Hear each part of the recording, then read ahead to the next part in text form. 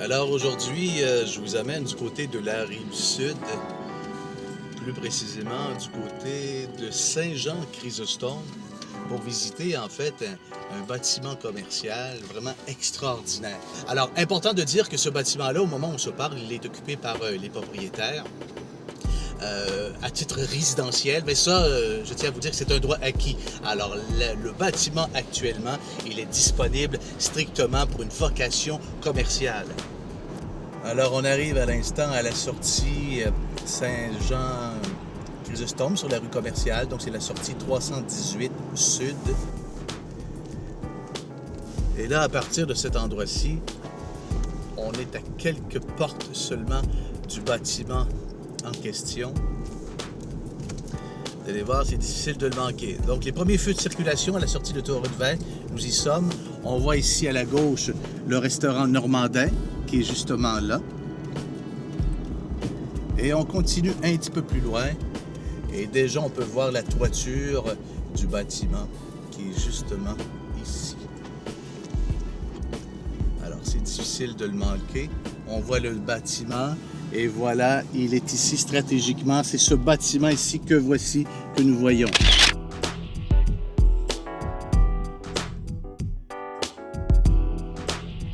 Alors, d'entrée de jeu, je dois vous mentionner que le bâtiment présentement est occupé à titre résidentiel. Ça, c'est important de savoir que c'est bel et bien un droit acquis qui revient au propriétaire actuel, mais suite à la transaction, prenez note évidemment que ce bâtiment-là est 100% en totalité à vocation commerciale.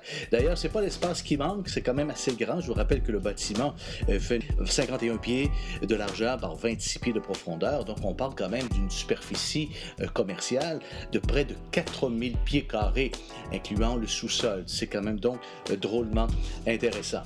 Et lorsqu'on regarde évidemment le zonage commercial qui lui est attribué, les possibilités sont énormes, c'est multiple.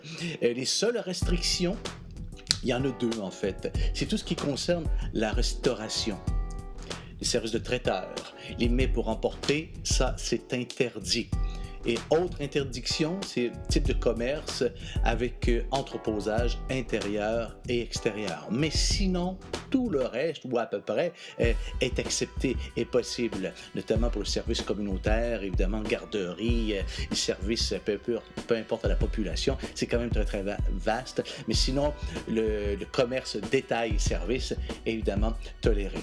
Alors, comme on peut le voir présentement, il y a 2 étages, incluant le sous-sol. Donc, on s'en va maintenant du côté du haut.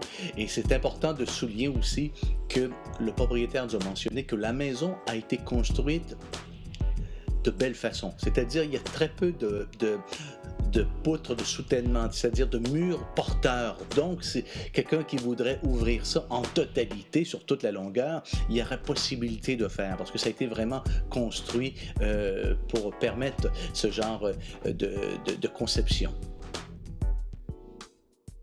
Précisons également que le terrain fait tout près de 15 000 pieds carrés.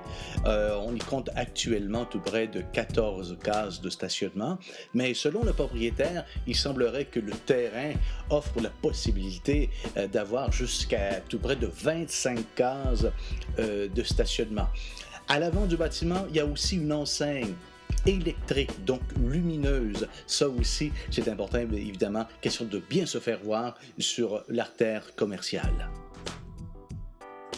Il y a déjà eu jusqu'à 3 commerces dans ce bâtiment et toujours selon le propriétaire, il y aurait la possibilité d'en avoir jusqu'à 4, et parce qu'actuellement il y a 3 portes indépendantes, mais selon lui il y aurait une possibilité d'y installer une 4e porte, ce qui rendra encore le bâtiment d'autant plus intéressant. Le numéro de zonage est le M1609 et relève du règlement RV 2011-11-23 sur le zonage et le lotissement. Un rappel tout simplement, l'usage autorisé est le C1, c'est-à-dire ça c'est assez vaste, commerce au détail et services, ainsi que le P1, ça c'est tous les services communautaires, garderie, hébergement temporaire pour les personnes dans le besoin. Et les interdictions, usage prohibé, le C101, c'est-à-dire tout ce qui concerne la restauration, le prêt-à-emporter ou encore pour le service de traiteur, et également le C114, c'est-à-dire tout entreposage extérieur ou encore intérieur. Alors, n'hésitez pas à m'appeler pour une visite du bâtiment commercial situé au 711 rue Commerciale à Saint-Jean-Chrysostome.